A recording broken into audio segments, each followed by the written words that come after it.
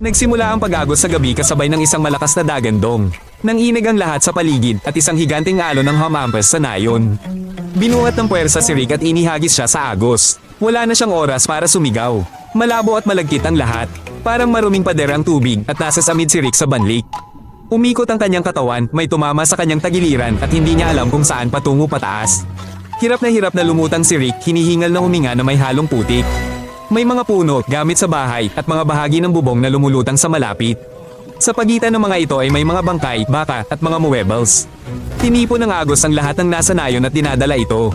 Kumapit si Rick sa isang tabla, ngunit napakalakas ng agos. Maya-maya at nakakita siya ng isang piraso ng bubong at hinaila ang sarili papunta rito. Madulas, puno ng mga pako, pinupunit nito ang kanyang mga kamay ngunit nanatili siyang nakalutang. Pakiramdam ni Rick ay hindi man lang siya nalulunod, ngunit ang mga mapanganib na kalat ay lumulutang kahit saan at kahit ang bubong ay hindi siya nailigtas. Pagsapit ng madaling araw, nadaanan na ni Rick ang ilang nayon at napagtanto niyang wala na silang lahat. Tubig ang buong paligid niya. Nakausli ang mga tuktok ng puno kung saan-saan mga bubong doon. Wala nang sumisigaw. Buong lakas nila ay ibinuhos para lang mabuhay ngayong gabi.